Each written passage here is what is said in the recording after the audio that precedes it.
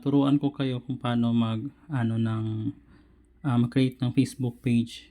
Kasi bago tayo mag-FB ads, kailangan tayo mag-create ng Facebook page. Then, yun yung ang required. Yun yung tools na pwede tayo mag-FB ads. Then, ang gamit sa FB ads is doon tayo kukuha ng mga prospect, mga quality prospect. Then, dito naman, ang gagawin natin, open na kayo ng Facebook. Then, before tayo mag-ads, 1 or 2 months natin, dapat mayroon tayong consistent po yung posting natin doon sa Facebook page. Ang gagawin po natin dito guys, coach, click po natin yung di ba, open tayo ng Facebook. Then, click po natin yung 3 lines sa taas. Then, makikita nyo po yan. Then, makikita nyo po dito yung page. Ayan. I-click nyo po yung page, parang plug. Then, dyan tayo mag-create ng Then, dito sa create, sa taas, may create sa taas. Yung parang plus create. Tap nyo yan. Then, dito sa, di ba, may nakita ko yung get started. Click nyo yung get started. Then, dito kayo maglagay ng name ng page nyo. Depende sa page, ang pangalan ng page nyo. Pero, for example, sa atin, sample lang ito. For example, ilalagay ko dyan. Halimbawa, pwede mo din gayahin to. PGL by, for example, pangalan ko, Coach Gerald. Lagay ko dyan, Coach Gerald. Ayan. Depende sa'yo. Ilagay nyo by, lagay nyo PGL, tapos by Coach, or lagay nyo, diretso nyo yan. Kung hindi nyo lagyan ng coach, pwede lang din pangalan diretso. Then, sa baba, di ba may next sa baba? I-click nyo yung next. Meron na pala siyang nagamit na pala siya. Lagay ko malang awareness na lang. Magpula siya pag ganun ang Yung next nyo, yun, okay na siya. Then, dito guys, ito yung pinaka-importante sa lahat. Coach, ito yung pinaka-importante sa lahat, itong categories. Kasi, kung health and beauty, dapat merong products ang pinopromote mo. Beauty and products. Kasi yun yung na-restrict yung iba dahil health and beauty ang pinopromote page nila, nakalagay sa category. Dapat ang pinopromote nila is marketing, yung sa networking, yung mga Pero kung products, yun, health and beauty, para hindi kayo ma-restrict ni Facebook. Then, search nyo lang dito sa sa taas. Type mo lang yun ng pwede personal coach na lang para mas maganda. Naka-align din. Then, dito sa i-click nyo lang po yung create. Yung naka-blue. Tap nyo lang po yan. Ayan. Pag tap nyo po guys, coach, pwede nyo lagyan ng dito. Bio. Ayan, dito. Lagyan nyo po muna yung bio. Kung ano yung naka-describe sa page mo. For example, lagyan nyo lang online enthusiast. Or, depende sa inyo kung ano yung mission natin. Hindi nyo ilagay dyan sa bio. Pero, yan lang muna ang sample. Then, website. Kung may website tayo.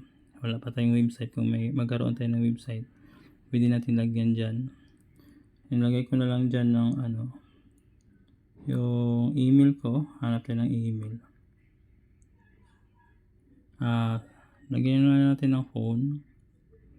Saka na lang yung email. Paglagay ko ng phone, lagyan nyo ng 63 yata. 63 or 09 2635 64365.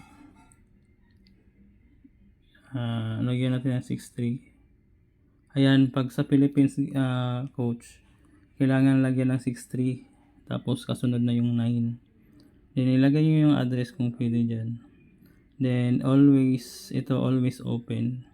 Tap nyo yung always open. Then next.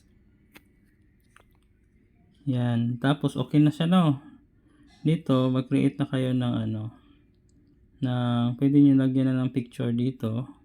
Tapos dito din sa cover photo. Example, yan, may photo na akong naka-ready dito.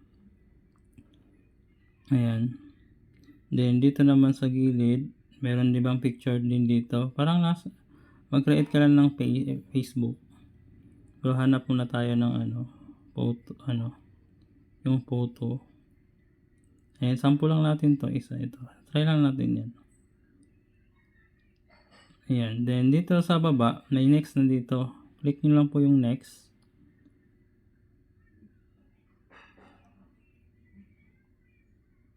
Yun. Ganun lang po siya pag tapos dito, skip nyo lang po. Click nyo lang po yung skip. Then kung depende kung meron kayong WhatsApp, pwede nyo lagyan yun. Tapos next ka dito. Click yung next. Or pwede nyo, bago nyo i-next, pwede nyo invite friends. Click nyo yung invite friends. Para meron ng nagla-like sa page nyo. Click nyo lang yung select. Para lahat ng friends nyo sa Facebook, manonotify sila na yan. Manonotify sila na mag-like doon sa page nyo. Click nyo lang yung send invites 999. Yan yung pwedeng mag-like doon sa page mo. Then click nyo lang yung next sa baba. Done. Ayan. Okay na guys. Ganun lang pag coach. Ganun lang pala paggawa ng page. Madali lang siya. Then yun, naka-create na tayo. Then ang gagawin nyo is start tour. Ayan. Next mo lang. Ayan. Yan na yung page mo. Then pwede ka na mag-create ng dito. Ng post. Parang sa sa Facebook timeline nyo lang. Ganun lang mag-post. Kung yung pag-post nyo dun sa Facebook timeline, ganun din sa page.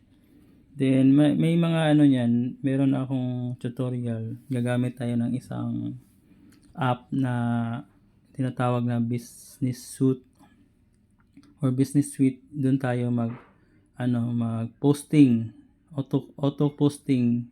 Pwede nating i-schedule doon ng 1 month kung meron kang posting na pang 1 month, 2 months.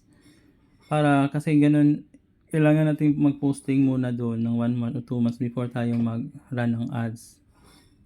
Bago kayo turuan. Kasi yun yung importante sa lahat.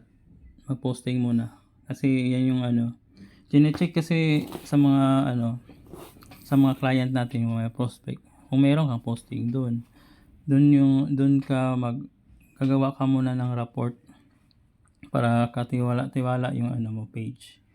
Ganun lang coach, and God bless. Then see you sa next na tutorial doon sa about sa yung pag cross tawag nito, schedule posting doon sa page. Thank you and God bless po.